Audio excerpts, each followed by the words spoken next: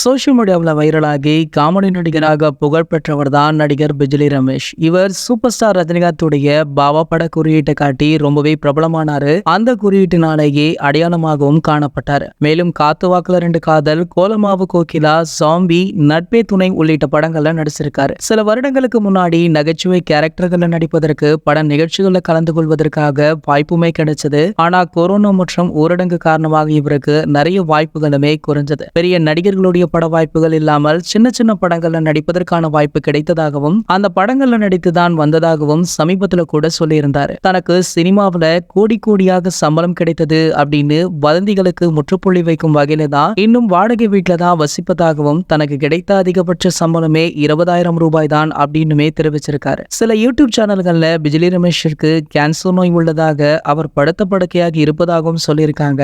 ஆனால் அவர் தனக்கு கேன்சர் எல்லாம் கிடையாது அப்படின்னுமே தெரிவிச்சிருந்தாரு.